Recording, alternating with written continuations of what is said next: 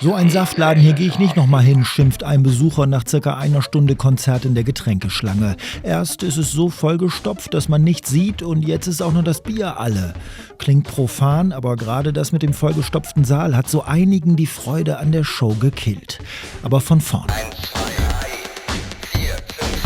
Punkt 20 Uhr kommen Kraftwerk auf die Bühne. In leuchtenden Overalls stehen die 4 da vor 4 leuchtenden Kisten auf Ständern, wie man sie seit Jahrzehnten kennt. Ihre Plätze werden sie die nächsten rund 2 Stunden nicht verlassen, sich kaum bewegen.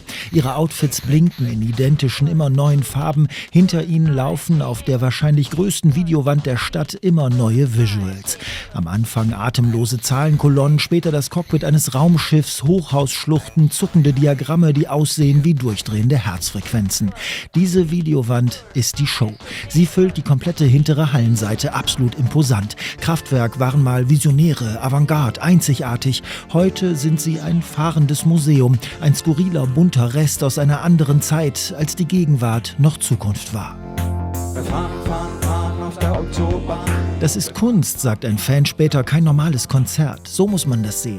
Recht hat er. Denn ob die 4 tatsächlich irgendwas machen an ihren Geräten oder nebenbei Frauenfußball gucken oder ein E-Book lesen und einfach alles komplett produziert ist, lässt sich nur spekulieren. Im Internet füllt diese Diskussion ganze Foren. Manche sagen klar, die bedienen Samples, Bassloops, Vocoder, der ganze Sound wird live gemischt und einer spielt die Videos live ein. Vor der Halle ist man anderer Meinung. Nix ist live, meinen ein paar. Aber ist doch egal.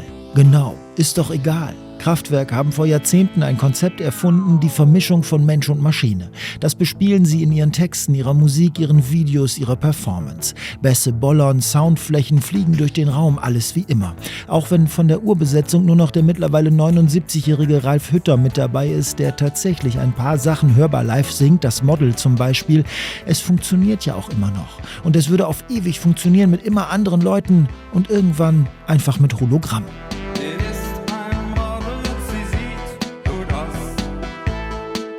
Die Fans von Kraftwerk sind übrigens die Besten. Richtig still ist es in den Pausen zwischen den Songs. Wenig wird getuschelt, wenig Dauer gefilmt. Man will das hier sehen, hören, genießen.